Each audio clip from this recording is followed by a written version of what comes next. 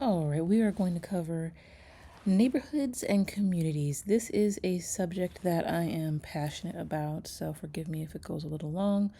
But here we see on the screen a map of what is Los Angeles, and we see different colors on this map. And this is very important because this is the red lined map of Los Angeles, and we're going to explain what that is.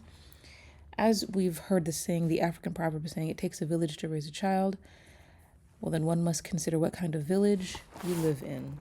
Unfortunately, the country has a history of not treating people equal as it relates to where and how they are able to live, and that has detrimental effects on the Black community from generation to generation. So we're going to discuss a lot of different topics on that.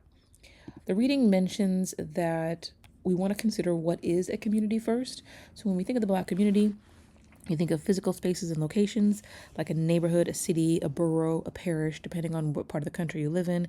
A community that people frequently know is an area where Black people reside. It's a chocolate city, as I say about DC, right? You know a bunch of Black people are going to be there. This is one way to look at Black communities. There's also a communal sense of community, which is more closely related to a psychological sense of community, a psychological sense of belonging, right?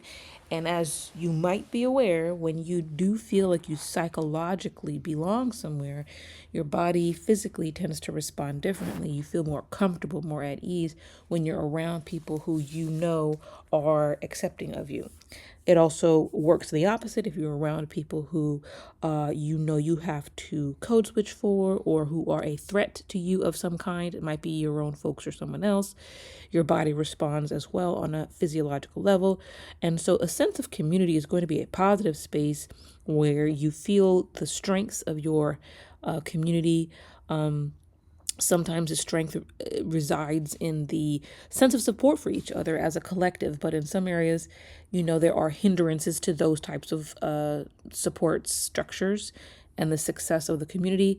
And that can be evident and seen and demonstrated by increases of crime rates, toxins, poor educational system, lack of appropriate health care systems and concerns in low income neighborhoods. And this low income and neighborhood term is not something that every country has. There's certain countries that don't have low income neighborhoods because they are a designation and a design of the type of government that your country has. So I will say that there are obviously systemic, historically racist reasons as to why our communities are the way they are and why many of them are not thriving. So we're going to talk about all that stuff. So definitions of local community and psychological sense of community are on this slide. I think I've already mentioned a little bit about those. Local communities are going to service the goods and functions that the community needs. I would say as a local community that functions properly will service the people in that community. A community that is lacking in its ability to facilitate the needs of its people will demonstrate a poor community. And then, of course, a psychological sense of community, feeling like you belong where you are.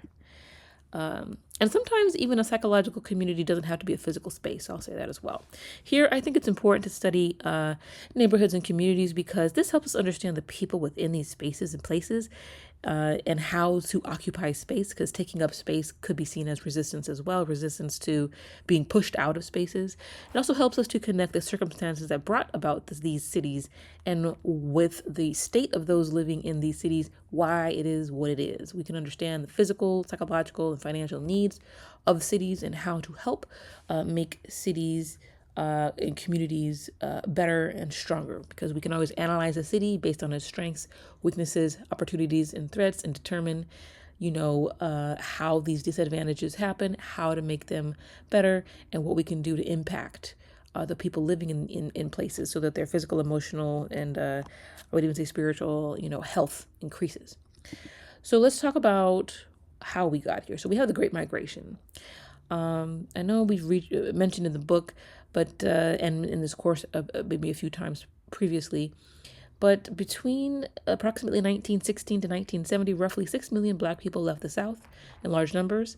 because there was so much violence occurring in the South, and they sought a safer life and possibly more opportunities for upward mobility and work, given that there were opportunities for jobs because people were leaving factories to go to the war, and so the people from the South came up to try to get those jobs while the folks were at overseas. And so we're looking at a migration of sorts. This meant leaving their family from the South, moving out to an unknown area. They might have already had family in these places, they might not have. And they're looking to provide a way to contribute to their family, really, and find a new sense of life, and maybe even bring the rest of the family up if they had that opportunity. So Black folks went to large cities in the North and West to look for work in these factories. Sometimes they could earn 3 times as much as they could sharecropping, which was, the neo-slavery, basically, concept where they had to work like a slave even though they weren't slaves anymore. They fled to cities such as Chicago, Detroit, New York, Philadelphia. You can actually Google redlined cities that are still Black cities, and you'll get a whole list of them across the U.S.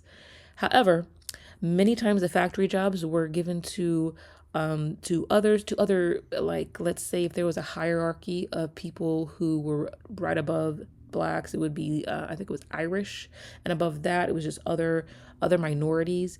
And so Blacks were really the last to get these factory jobs, and so in these urbanized locations they struggled to make a living. You can see on this chart that in 1965, towards the end of the Great Migration, the Black household made significantly less compared to other households. So when they were on these jobs, they would be paid less. They would lose their job quicker. They would be the first to go if somebody came back for more and needed their job back. And again, this would have been probably a white person coming back from the war. They wanted their job back. The Black person would lose their job. They were not allowed to even be unionized. If they were caught trying to unionize, they would be fired. And a lot of times they had trouble finding housing close to the factories. And we're going to talk about that in a moment as to why that was. And so there was a number of factors that coincided with them losing their job or making less money. They were not allowed raises, and they were not allowed to ask for any workers' rights. They were overworked, underpaid usually, and that was the way it was. So furthermore, there's a lot of different factors that contributed to this phenomenon. It was the inability for Black families to purchase homes.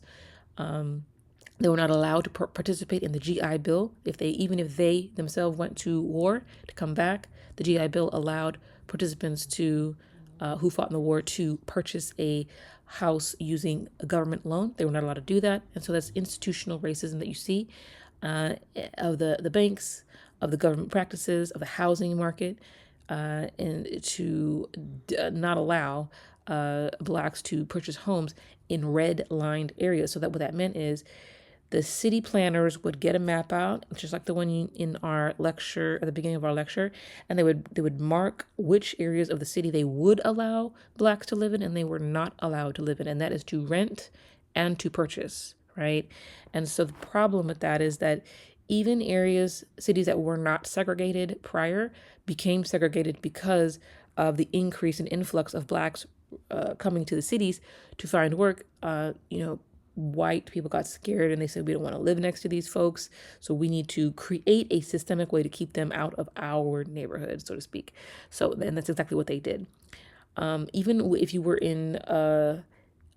you had a neighborhood where there might have been one Black family owning a home, they did so many things to keep them, to force them to sell, or not even to complete a saleable home, or to value the house at a lower rate if they were trying to sell. So the same house sold by a Black person would have been valued less by the appraiser compared to a white person, same house, same specs. So there's a lot of different ways that the system was set up against Black families. And even if they were renting, they would say that the apartment's not available, you can't see it, or you're trying to get into a new apartment as a Black family. And so it just kept the neighborhood segregated. It created segregated neighborhoods and it kept them segregated. And it just kind of, and then that contributed to the mentality that Blacks didn't want to live in other neighborhoods, or Blacks only wanted to keep to themselves, etc. It started these stereotypes and ideas about how they lived. And then the cities would stop really servicing the area if it was a bunch of black people that live there now. Like they would stop picking up trash. And so then the neighborhoods got dirtier and people assume, well, black people just like to live in dirty neighborhoods. That's where that stereotype comes from. And so we continuously see the chipping away of this idea that black people should be able to live in clean neighborhoods, in neighborhoods that look kept, in neighborhoods that are surrounded with good paying jobs, etc. They have access to. So this kept the neighborhood segregated, and it all of these things and much more, which we're going to continue to talk about, contribute to the wealth gap that we will just discuss. And the wealth gap continues to this day and continues to grow. As you can even see on the chart, you can see that there is still a discrepancy in the overall wealth of black families compared to others on the chart. They are at the bottom. So you would see, say your grandparents were trying to get one of these factory jobs, right? And they weren't allowed to. That would mean that they also weren't allowed to save money over time, et cetera, et cetera, et cetera. And so we see the impact still to this day. All right. So in this image here, the black people were congregated to the south due to slavery on the left. And on the right, you see an example of where blacks and whites lived. And so it's very clear when that old statement on the other side of the tracks was literally usually a railroad or a street. And this one is 8 Mile in Detroit. That's going through the middle of this image. On the top, you see the blue. On the bottom, you see green. And so it is stark. It's a very stark difference where segregation was used to sanction who got to live in which neighborhoods and the detrimental results of that. For example, like in a black neighborhood, the city still to this day in Flint, Michigan, they still don't have clean water, right? So there's toxins in these neighborhoods, and we're going to talk about that in a moment as well. And it's largely due to the fact that the city doesn't feel like they need to clean up after in an area where there's a lot of people of color, specifically black people. I know in Compton, there's potholes everywhere. In the next city over, there's no potholes, in certain places. So it's unfortunate, but that the lines are stark and the lines are very obvious. And still to this day, we have areas that are just on the other side of the tracks per se. So how integrated is Los Angeles? What correlations can be made? You'll see if you click on the demographic maps, you can see a correlation to where folks live and where crime happens, right? And that has to do with where policing happens as well. We can see how a lower percentage of African Americans live in a particular heavily concentrated areas. And now these areas are also more so areas of people of color. So they have increase of Latino populations in these areas as well. But there's these links that demonstrate and show where the crime happens. And if you take some time to look through that, you can pose a question to yourself and say, what does it mean for our neighborhoods and communities to be riddled with higher crime rates? What does that do to the psyche of people over time to live in these conditions? Is it not like black people just love crime and want to live in these neighborhoods? No, they are forced to live in high crime neighborhoods due to the history of redlining and segregation and whatnot. When I asked my grandmother why she bought a house in Inglewood and not a more safer neighborhood, she said that she did try to buy a house closer to the beach, but she said that they were not treating her very nicely in those neighborhoods, and so she did not want to buy a house in a white neighborhood. So that's that psychological, racism, psychological effect of racism that we are seeing. And then what that means is that if you were to inherit or pass down a house, if you were able to buy a house and now you're passing it down, but you had to buy it in a neighborhood that was turning to a people of color neighborhood because of white flight, that meant that your house was going to be now valued less than that same house over time closer to the beach. Like, so we're talking about Santa Monica, Manhattan, etc. Those houses appreciate at a higher value. So when they pass it down to their kids, they're passing down equity. For example, let's say the house that back in the day, the house was $50,000. When the next generation house could be worth $400,000, and the next generation it could be worth $800,000, right? But in the right or wrong neighborhood, those numbers go up and down drastically. So this means that over time, even for folks who were upwardly mobile and could get an education or buy a house, they're still not as able, not as able to pass down the same amount of generational wealth to the next generation. So we still see a discrepancy in that regard as well. Hope I'm making myself clear. And so I can't help but realize how her decision, affects our family, but also she did it for her psychological peace, right? And I can understand that, absolutely. All right, let's go on to the next slide here. So why are minority neighborhoods associated with poverty, right? Well, we were talking about redlining. We're talking about white flight, gentrification, right? That's coming up. For many reasons, minority neighborhoods are associated with either poverty or being less wealthy over time. Of course, there are areas like Black Beverly Hills, also known as Black Baldwin Hills in Los Angeles, but there are more neighborhoods across the nation that we can point to that are struggling neighborhoods. But it is not 100% of the time. So I want to make that clear. There are nice Black neighborhoods, and it just takes a little Google search to find them. So furthermore, we know that the city you live in runs off the taxes that the city generates. So if a city has a large number of low-income inhabitants, they will generate less in taxes to run the city compared to a city where the median income threshold is higher. This is many times is a reason that low-income cities gives for not cleaning up the city streets, even though we know that's a farce, because a lot of times, even with the lower budget, they still mismanage their funds. And so, that's just greed of the politicians who are running the cities. But gentrification happens when all of a sudden, the city that you grew up in or the city that you've lived in starts to change because people are unable to afford properties in other nicer areas. So they encroach upon these cities of color, and then they start buying up houses and properties and businesses, and they will flip them into brand new type of accommodations and then increase the rents triple fold. And now the same neighborhood that you grew up in and could afford, you can no longer afford. And then all of a sudden, with gentrification, then they start cleaning up the streets. And the question that I always pose is, how come we couldn't clean up these streets before gentrification got here, right?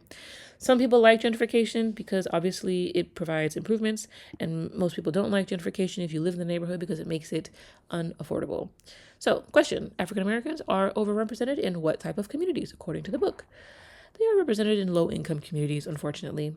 Sociologists recognize that there is a generational trend to following in the footsteps of your parents in terms of level of education attained, type of job attained, or genre type of job that you can get.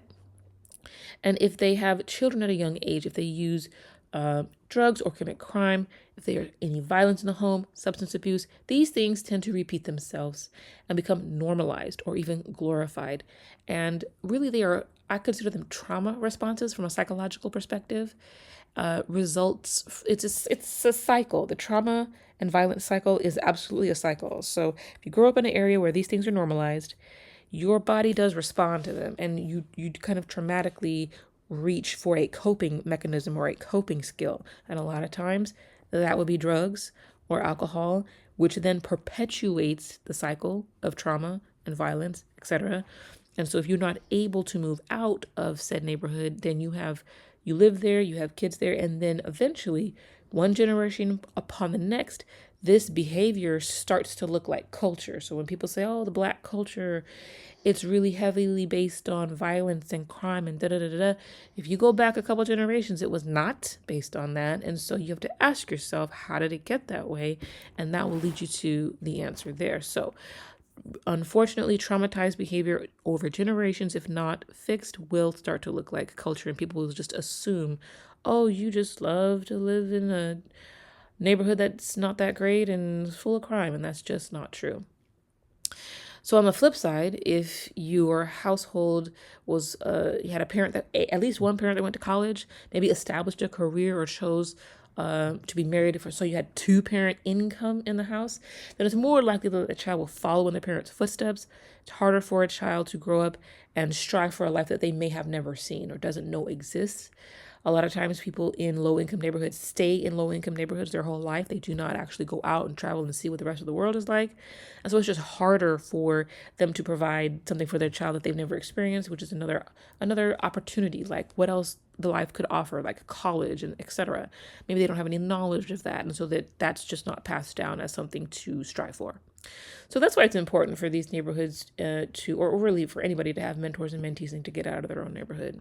So here, the reading mentions home ownership, right? So the thing about home ownership is that it's really hard back in the day for African Americans to own homes. Now, you really had to be upwardly mobile, which means if you ever look at Google Sugar Hill, you will see that it was rich Black folks that lived in Sugar Hill, Los Angeles, and you will see that the 10 freeway runs directly through where Sugar Hill was, and the city said, we have eminent domain, and we will tear down the houses that are here, and we will put a freeway right here. And it was done on purpose because they didn't want to see upwardly mobile Black families. These were rich families, and they couldn't fight the city. I think there's probably a documentary or a movie about it, but it's quite fascinating to see that if you go around the 10, there's a couple little gated neighborhoods where you still see one or two really large estates, large houses with large grounds, and that was what was all there in Sugar Hill. So statistically, though, less African Americans own homes compared to European Americans.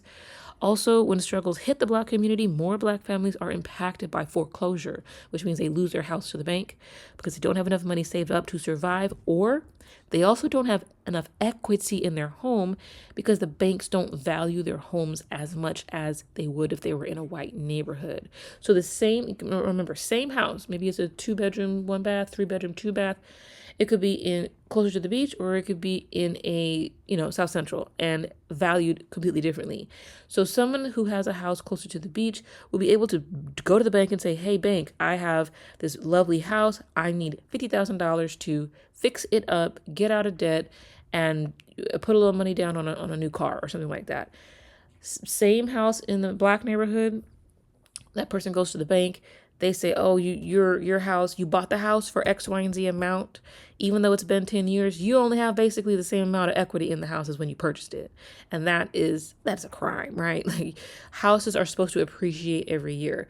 So eventually that Black family isn't able to maybe repaint their house or fix the broken windows or fix cracks in their driveway or whatever. And over time, you will see low-income neighborhoods, houses deteriorate and not be able to fix them because they don't make enough money to qualify for the loan on the house to get a mortgage, an equity line of credit, or the banks just won't give it to them because they're valuing their house too low. Anyway, so it might seem like, oh, Black people or people of color just don't keep up their houses in poor neighborhoods, but there's a multitude of reasons that's stopping them from doing that. Also, if you inherit a house and you don't have the money like the good credit history and a good job to pull a loan on the house to fix it up, then you just get a dilapidated house. And so that has problems with it as well, right? So there's less opportunity and more financial hardship and more financial difficulty in neighborhoods of color that leave the neighborhood looking the way that it does. And we could have a whole nother lesson on the way that the city tries to take homes from Black families when they pass from one generation to the next. It is exponentially, they're targeted, as well as for home loans that were subprime home loans that targeted people of color, giving them too high interest rates, balloon payments, and when the payments increased over the years, the families couldn't pay for those payments and lost their house to the bank, as well as reverse mortgages were predatory lending tactics that folks used to get money out of Black families to say it was a good thing, but it really wasn't, and they ended up losing their homes. So all of these things negatively affect being able to pass generational wealth down to the next generation. And this is why we see that poor neighborhoods stay poor over time. All right, so we're going to transition a little bit, talk about some toxins. In order to do that, we have to introduce social determinants of health. This is important because there's five categories of social determinants of health. As you see on the left-hand side, neighborhoods and a healthy environment is one of them, but also in that neighborhood, proper access to healthcare, proper access to education, and economic stability, which means there are jobs in the community that you can get that will provide a stable living. So, and then therefore the last one is social and community context and support. As we know, in low income neighborhoods, a lot of times jobs leave, which is why we have low income neighborhoods. So, for example, Compton. If you ever want to watch a documentary on Compton, there is one on Netflix, and you will explain to you how Compton was a white neighborhood. Compton had a lot of good factories, and it was a pristine, picturesque city to live in. It was the vision of loveliness. And over time, the factories left, people lost their jobs, they couldn't afford their places to stay, and so they had to leave and move. And so nobody was renting, and they had houses to purchase and nobody was purchasing them. So therefore the value went down. And when the value went down, people who could afford them came in, and that was generally people of color. Compton was Asian for a moment, a high Asian population, and then came in people of color, black people, and then after that Latinos, and now it is mixed.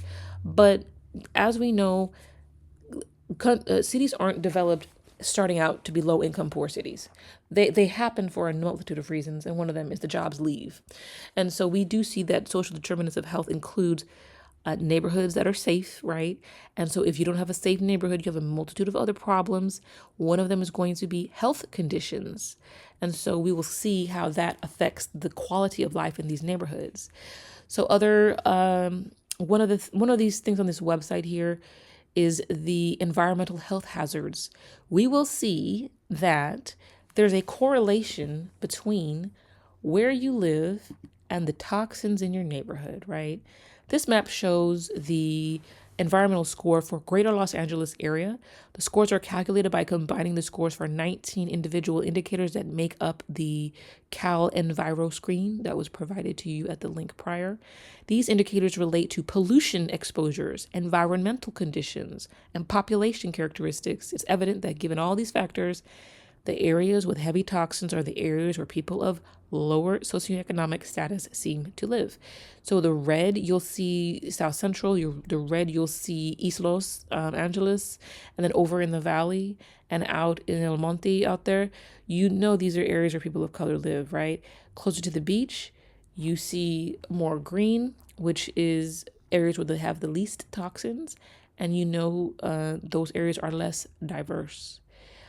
Poverty demographics as well. This shows that the poverty levels correlate to those same low toxin levels of people of color neighborhoods. And the study found that people living in poverty are more likely than others to become ill from pollution. Also, low birth rates. This is an epidemic in the Black community. Our females are producing babies and they have problems, and it is because they're exposed to pollution, toxins, experiencing poor nutrition, lack of access to proper prenatal care, environmental stress, smoking, etc. The correlation is being made that these babies are more susceptible to developing asthma and other chronic lifetime diseases. And you can see the darker spots again in the central Los Angeles area are where folks of people of color tend to live. Also, here you will see hazardous waste locations. Now, there are a couple by the beach, but a lot of them are downtown LA and if you go south in other LA neighborhoods, and hazardous waste locations often are found near poor neighborhoods and communities of color because they are not wanted in areas that are more, that are nicer, basically. And so they have to put them somewhere, and so they put them in low-income neighborhoods. All right, so in summary, the study that we looked at also made mention of contaminated drinking water, air quality in poor neighborhoods. I know you already mentioned Flint, Michigan. That saga still continues, where the drinking water was contaminated and the folks were drinking and bathing in contaminated water. And city officials were supposed to be responsible for the mishap, and they're still using bottled water, I believe, if not to this day, because they are not able to drink the water out of the tap. So we've been talking about a lot. This is a recap, 2 slides before we move on to the next section. We see de facto segregation, which is our first concept and definition. This is where, so there's 2 types, de facto and de jure. De facto is default. So a type of default segregation. De jure segregation is really supported by laws, policies, procedures, government decisions. The word jure is I think it's Latin for law. And so the difference between de jure segregation is that with the housing zoning law ordinances, public housing discrimination, HOA discrimination, where the HOA would get together and say who could and couldn't live in their neighborhoods. These are all things that were supported by the government. And so that is de jure segregation because the result of those policies and laws resulted in segregation. De facto segregation is more like a fact of the matter happening because of private desires or preferences. So individual stereotype bias and prejudice results in de facto segregation, default segregation, if you will. So some people call that self segregation. The fact that white people leave neighborhoods when people of color arrive is a self segregation ideology, right? So that's de facto segregation. Labeling something de facto segregation kind of negates the government's role in that, though, because with de jure segregation, you're claiming and you're stating that the government does have policies that affect the increase of segregation, right? So there's both, though. There is de facto and de jure can cause de facto segregation. We know redlining is de jure segregation. We know restrictive racial covenants, which is where the city and the housing and zoning laws would say, okay, if you sell this house to a black person, it has to have a covenant in it, which is attached to the deed that has particular restrictions, or the house was built because people were coming back from the war and they needed housing neighborhoods. And so the builders meant for the neighborhoods to be mixed neighborhoods, but the person providing the loan from the bank said that you had to place a restrictive racial covenant on the deeds of the houses in these neighborhoods to not allow black people to buy them, because if black people bought the houses in these neighborhoods, then the bank couldn't get their homes insured from the government. So that is the trickle down effect of de jure segregation. The government says, we will not insure the house if it's sold to a black person. The bank says, therefore, we will not loan you the money for the house if the house is sold to a black person. So you must put on the deed of the house must say cannot be sold to a black person or passed down to a black person from one generation to the next, etc. So that is a restrictive racial covenant. You can Google that and you can read up on, it's very interesting, the types of ways the law was used to ensure that black people stayed out of these neighborhoods and that the homes subsidized by the government were only going to white families. Now, mind you, the white families already lived in the inner cities. They were already in the housing projects and they needed to come out of the housing projects. And so these homes were being built. And so by default, the white people left the housing projects, entered into these single family homes, the American dream per se. And then therefore the housing projects became synonymous with poor areas of people of color, too many people living in one building, one apartment, because they couldn't afford to have their own apartment because they couldn't get the proper job. And so here we see de jure segregation affecting and de facto segregation affecting redlined areas and cities. And it all trickles down even to this day. We also see that this is systemic racism. Thus, the housing market is systemically racist in this way. It connects racist policies, racist practices based on racial disadvantages, and it affects the neighborhood, it affects the education, it affects the taxes, it affects the perception of those who live in those neighborhoods, and it is structurally evident and unequal to this day based on what was done in the I believe what it was the 60s when these racial covenants and laws became into effect. Institutional racism inside of the housing market in general, things I've been just describing, the mechanisms used to make sure and zone out, even if a developer wanted to develop and provide co-living spaces with black and whites, The city would say things like, well, you need to build a driveway all the way through your property and put a sewer line all the way through, right? And then knowing that the sewer company would not allow that to be done due to logistical reasons, right? So they would make up ways, because when you build, you have to get permit. You have to get permit from electrical, from sewer, from the school system, from the fire department, from everybody, and they have to stamp all the things that are going to go there and that it's approved. And they knew that if they put stipulations, the actual fire department and the school department and the city utility departments would say no to some of the things that they were asking for, and so they would say it would become extremely expensive to build, so they would let go of the project and only build a white neighborhood, and that's what happened. So if they were going to build the black a project in the black neighborhood, it was going to be a ramshackle of a building. It was not going to have public spaces for play outside. It wasn't going to have the nice streets and the nice parkways and things of that nature. All that would get stripped, and it would just be the bare bones project building. That was the only thing that was going to get approved, and it had to be at the outskirts of the city or maybe around a toxin dump. So that's what happened. All of these things that we're talking about relate to the racial wealth gap for all the reasons that I've just said, and it affects us to this day exponentially. All right, let's move to the next portion of our presentation here. So some theoretical perspectives that can help us explain behavior in communities.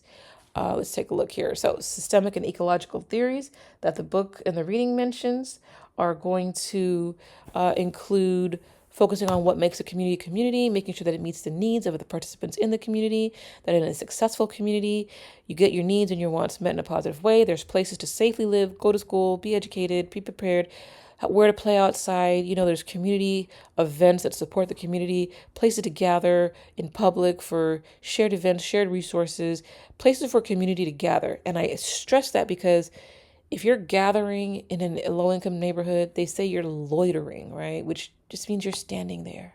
But if you gather in an affluent neighborhood, then you're expressing yourself in a sense of community, So it goes to show you how we look differently, how society looks differently and down upon the low-income neighborhoods. They demonize those places.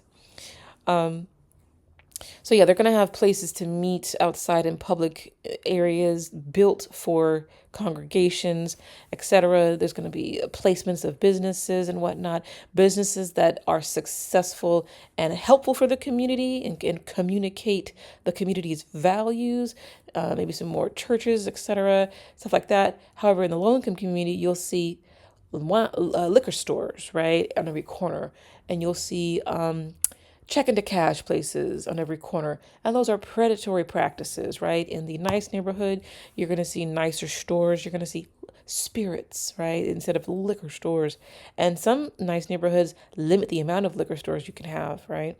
And that's because they're trying to communicate this utopian concept of opportunity and living in order to maintain their status quo in their neighborhood, right?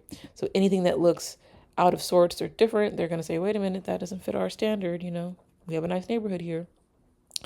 So social disorganization theory. So they were trying to come up with some theories as to why these black neighborhoods look the way they do, why the behavior continues, why we see cyclical nature of crime repeated and higher drug use, right?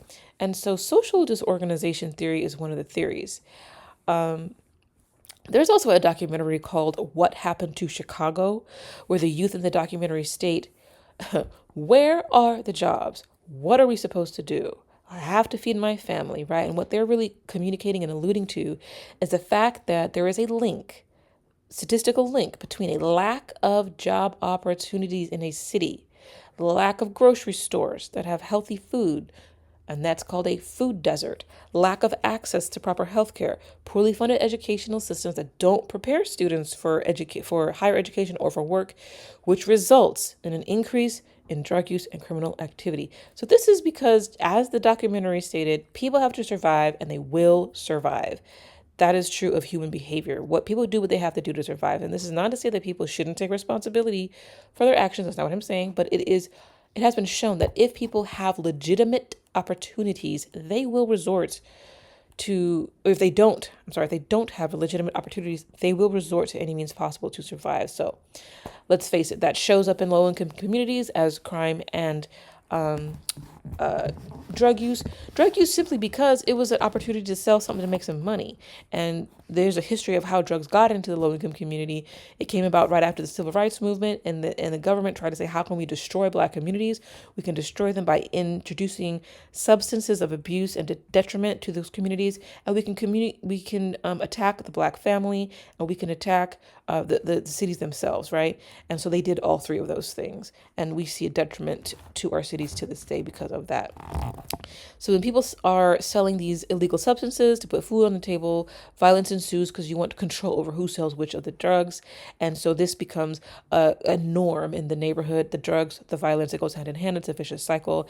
And even in other countries where you see lack of opportunity, you see the same thing happen, right? People look for opportunity. They look for illegal ways to do those things sometimes. And with those illegal acts, we'll see crime increase and violence increase.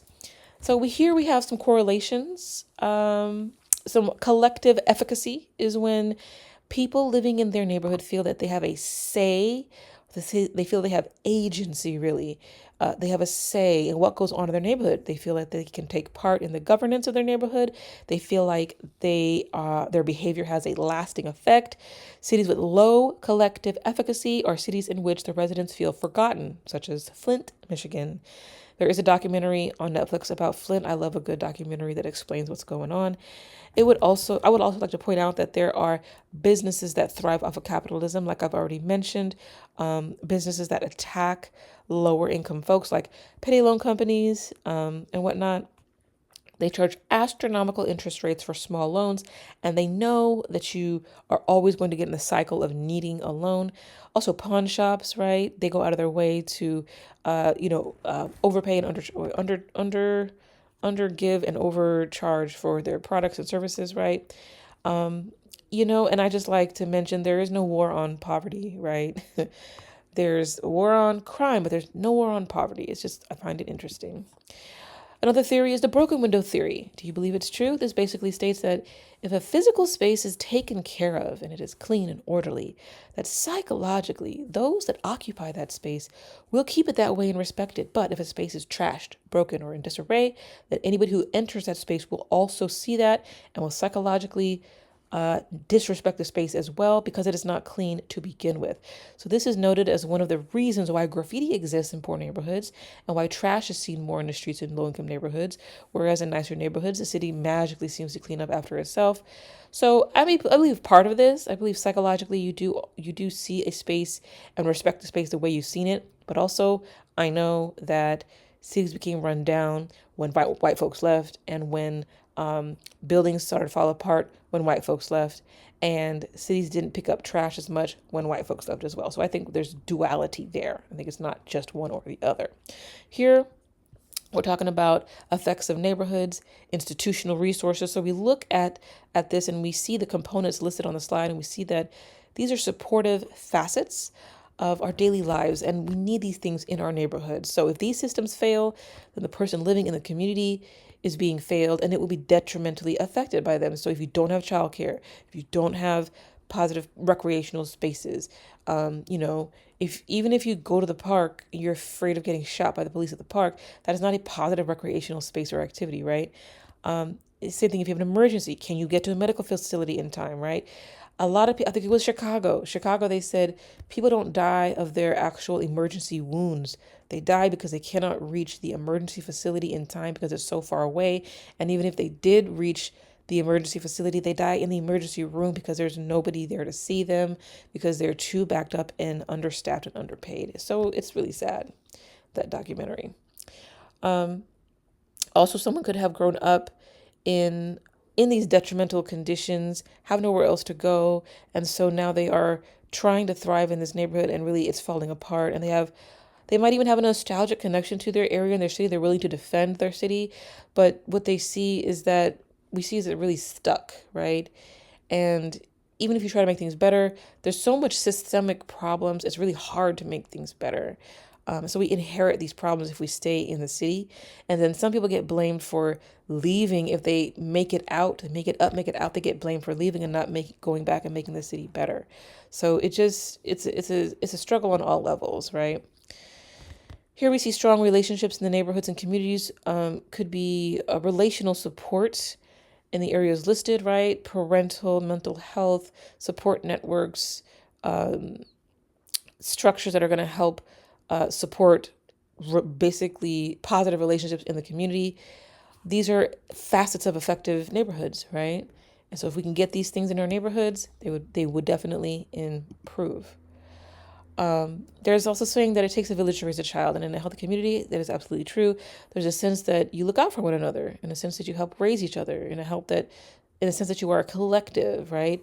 In the sense that someone's child is acting out, then you keep them in line, as a form of keeping the neighborhood safe and keeping, I would say, law enforcement out of the neighborhood as well. I feel like we are losing a bit of that though, and we are moving away from that, and more people are just likely to call the police, as they say. But also, as neighborhoods are more mixed, we see sometimes we see apprehension to getting to know your neighborhoods, even if it's a mixed neighborhood and there's fear of the other. And sometimes we see, a neighborhood where it's mixed and everyone's kind of getting along. And so knowing your neighborhood, knowing your neighbor, knowing your neighborhood, it's a great way to strengthen the bonds of the neighborhood. It just takes someone willing to do that, though. As we've talked about gentrification and urban development, or urban displacement, urban opportunity, we see that it can, like I said, it can be an opportunity for some. It could be displacement for others. And we know that this is a detriment if it pushes out the people that lived in the neighborhood to begin with, right? We see this gentrification happening all over the country, kind of at Compton, Inglewood, Leimert Park, Oakland. I'm not familiar with other states, but I live in obviously California. And so we see this gentrification happening, and it's great if you are a homeowner and you want to like flip your own house and try to do those types of things. But it's really detrimental if you are renting an apartment because rents go up and eventually it pushes you out of your own neighborhood. So this slide provides a list of cities in the nation where gentrification is happening, in case you're interested in that. One of the last theories here that we're going to talk about is the Moynihan Report and the culture of poverty theory. So this is fascinating. So in 1965, he stated that there is a culture of poverty. This is a theory that asserts that the values of people experiencing poverty play a significant role in perpetuating their impoverished condition, which sustains the cycle of poverty. Basically, we learn our social norms as we grow up. We grow up around what we see. If we see our family doing something, we assume that's how things are, even if our family is poor, struggling, and whatnot. This shapes our life choices and opportunities. We internalize those values, which explains why people who grow up poor often remain poor. Some also believe in the welfare queen stereotype, which is not true. That has been proven false. They believe that there are those who manipulate public systems to live off of welfare systems, etc. Even statistically, the largest group of people on welfare are not African Americans. You want to Google that? You can see who are the largest people statistically in the U.S. living off of social services. Also, back in the day when social services was created by Roosevelt with the Great Deal, if a black family had two-parent household and the social worker would come around to your apartment or house to look to see if you were using services correctly, the husband had to leave. So it perpetuated this myth of the single black mom and her kids living off the system. Because if it was a two-parent household, if there was a man around, the family would get pulled off of social services. So if you couldn't survive because even though you had, let's say the man was working and the mother was trying to stay home and take care of the kids, but the job the man could get wasn't enough to pay for all the bills. Well, they would really destroy a family, one, by making him leave, or two, if he stayed and they couldn't get support, now where are they? They're struggling again, right? So that's where the myth of this welfare queen came from. I will say that I do know of people who do abuse the system. Let's not act ignorant about that. But it is largely a myth. And the number of people who are statistically on welfare is highest for white people. It is not high. It's not highest for African Americans. So I think it's I I think that a strong person is the type of person who will overcome and try to get out of their cycle of poverty regardless. Like they still have that sense of self efficacy, self agency, and self determination and resilience. Those are four other theories and philosophies that are covered in African American psychology. And I feel like, as Dr. Joy DeGruy mentioned in Post Traumatic Slave Syndrome, that there might be a little learned helplessness and deprived, I would say, literacy skilled, skewed self concept, dislike in one's own racial group, possibly, that can kind of contribute to some of the learned helplessness and continued oppression that poverty inflicts upon folks of low income status and socioeconomic backgrounds. And then it can be an intergenerational cultural thing that's passed down from one generation to another. Existing in this extremely stressful situation, it is stressful to live amongst violence and exposure to drugs, etc. And you really begin to mistrust, I would say, like we mentioned, the educational system. You mistrust the healthcare system because you see that they're not serving you, and so you have these biases against those systems, and rightfully so. But it's leading to I would say experiences of racialized aggressions, and so we see all the contemporary Black psychological concepts that I mentioned in the previous lecture applicable to this situation as well. All the intersectionalities are there. You just have to take a chance and look at them really to see how that it factors out into neighborhoods and communities of Black communities. So I just want to reiterate that the stereotype of Black poor person living in poverty in the ghetto is just that, a stereotype. Not all Black people live in the ghetto, and not all Black people are poor on drugs and doing crime. Okay, so there are plenty of neighborhoods that have populations that are African Americans that are doing well and have been able to utilize upwardly mobile tactics to get education and better jobs and to pass down some type of generational wealth to their loved ones, etc. And so we do not want to perpetuate this dilapidated stereotype of all Black people living in poor neighborhoods. That is not true. All right, so solutions, some ideas that have been postulated regarding contributing to making neighborhoods and communities better for people of color circle around concepts such as building community groups, building community support, building members of the community up to focus on programs starting for education, better after school programs for kids so that they're supervised, better education all the way through, because our education system does not prepare our kids for higher education or jobs, better career job opportunities for youth. So really connecting, even in high school, if kids want to go into a trade, which we have some really great trades, you can make a really good living off of certain trades, or if you want to go into higher education, let's figure that out in high school and make that connection so we don't fall off. And then we can incorporate services to come off of drugs, services to rehabilitate after you come out of the jail system, which we really could talk all day about that and how we definitely don't have that but need it. Ways to expunge records to be able to get jobs and that are paying more, and really those life skills, that we need to be successful coming out of high school into getting a job and entering the workforce. So those cradle to career opportunities and infrastructure, positive infrastructure in our communities is what is needed. So how does it all connect together? We've covered the policies from the 1930s and 40s, right? Redlining. We saw that it would restrict mortgage access, which has lowered the home ownership numbers across the years, and property value growth, reducing taxes in those neighborhoods, which underfunds schools and then constrains upward mobility, so if your school is underfunded, you are probably going to struggle a bit more to get the skill sets needed to earn that job, right?